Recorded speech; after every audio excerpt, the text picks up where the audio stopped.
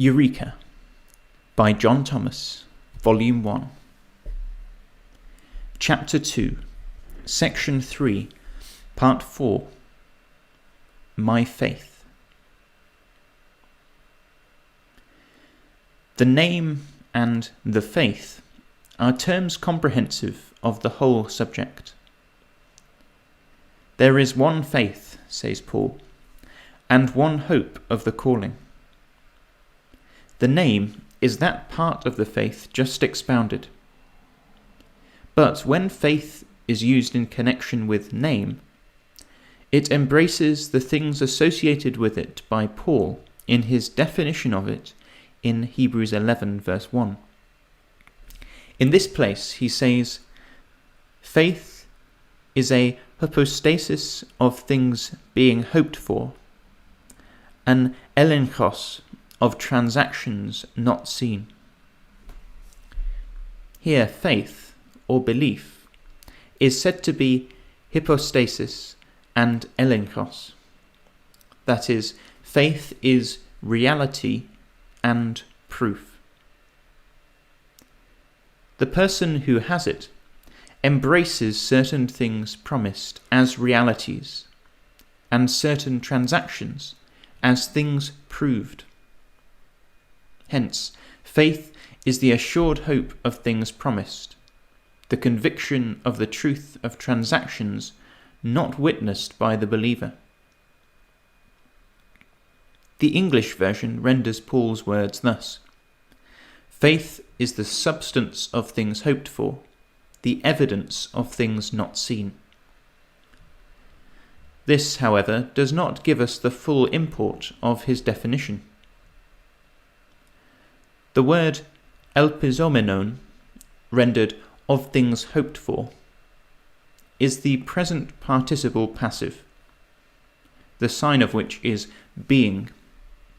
The word should therefore be translated of things being hoped for. Faith is not the hypostasis of things hoped for once and afterwards forgotten, nor of things hoped for by other people of old time, but never heard of by professors now. But they are things by which ye are saved, if ye keep in memory a certain word I preached unto you, says Paul, unless ye have believed in vain, that is, by forgetting it. 1 Corinthians 15, verses 1 and 2. It is the hypostasis of things hoped for, being kept in memory by the believer, who, understanding the things promised, is fully persuaded of them, and lives in hope, even against hope, or present appearances, that what God has promised to Abraham and David, he is able and will perform. Romans 4, verses 21 and 18. Another defect in the English version is that it does not fully translate the word pragmaton. The word pragma signifies a thing done, a fact, deed, work, or transaction, and is, therefore, a matter of history. In the phrase, of things being hoped for, there is no separate word in the original for things, but it is supplied, and correctly so, because elpizomenon is of the neuter gender.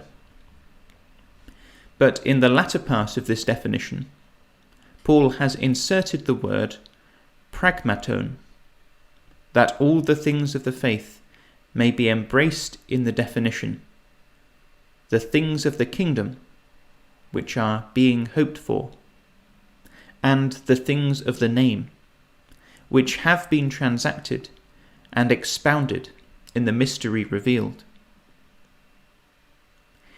It is evident, then, that what is termed historical faith, or the mere belief of history, and which some theologians say is the best sort of faith, is a defective faith, and therefore not what the Spirit styles my faith.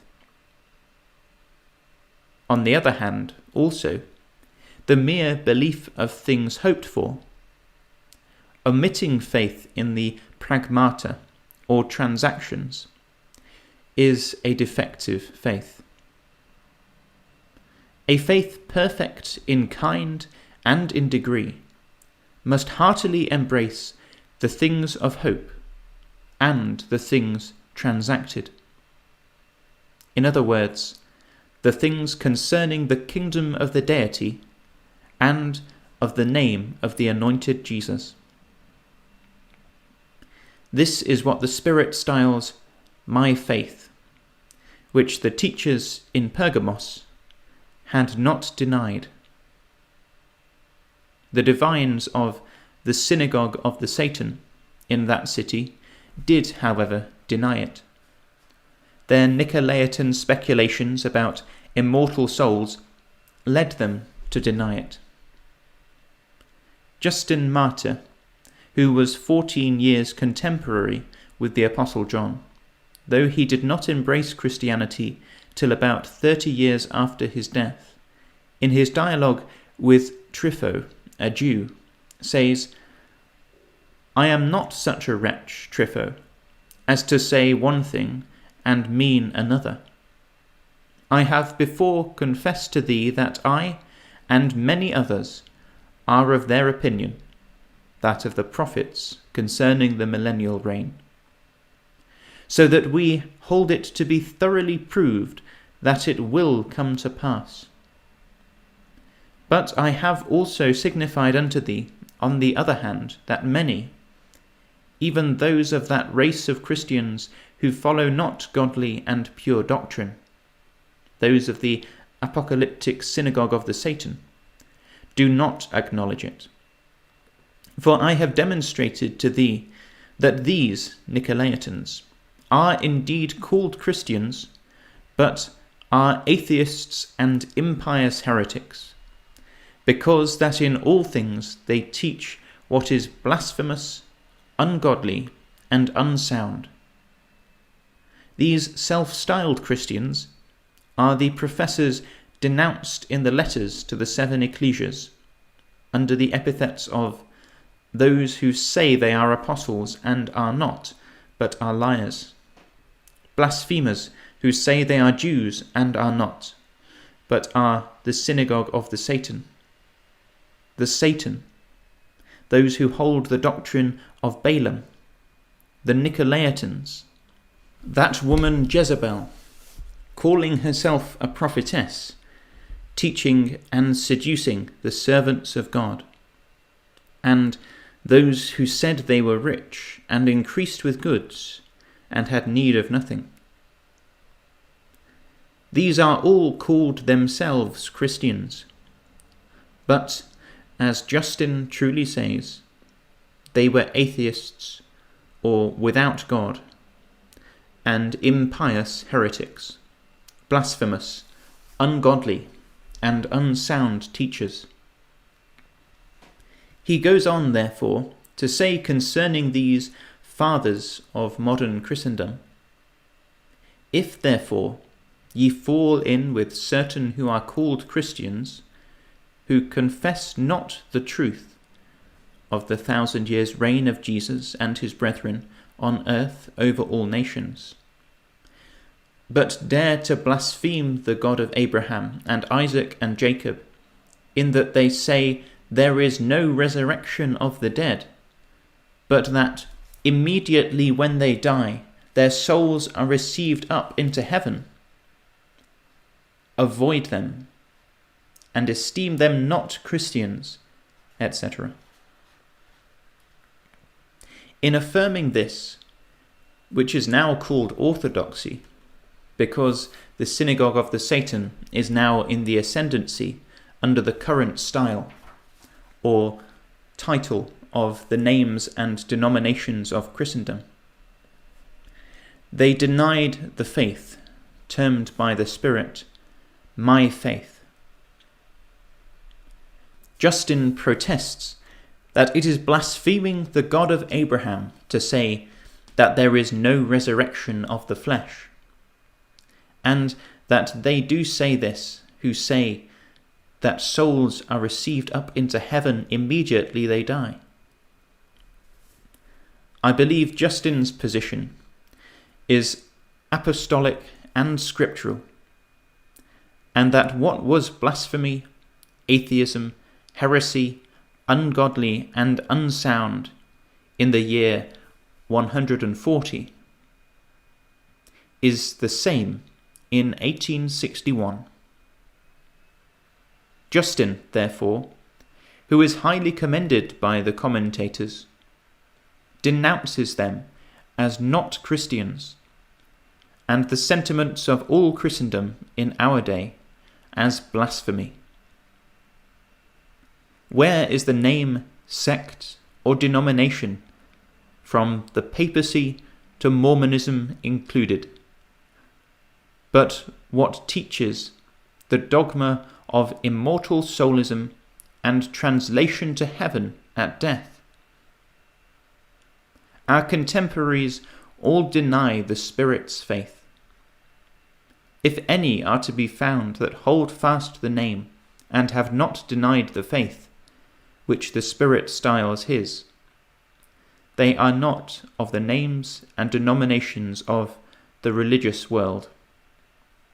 They are outsiders, having no fellowship with the Satan in any of the depths as they teach. No, the Spirit's faith is not the faith of Christendom.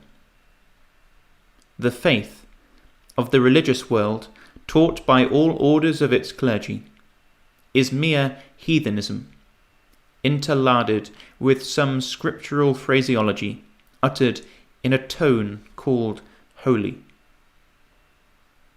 The Spirit's faith teaches what is promised to them that overcome: the resurrection of the mortal body, absolute dominion over the nations of the earth, deification, a share in the throne of omnipotence, and endless existence in glory.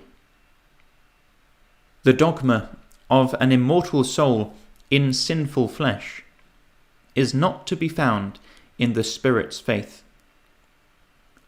It knows nothing about the translation of such a vain conceit to heaven, but to condemn it in its logical consequence. The dogma of the transfer of such a fiction to heaven at death is subversive of the resurrection of the flesh, and of the kingdom covenanted to Abraham and David, and promised to the saints with eternal life and glory. The Spirit's faith repudiates such trash, and threatens vengeance upon those who hold it.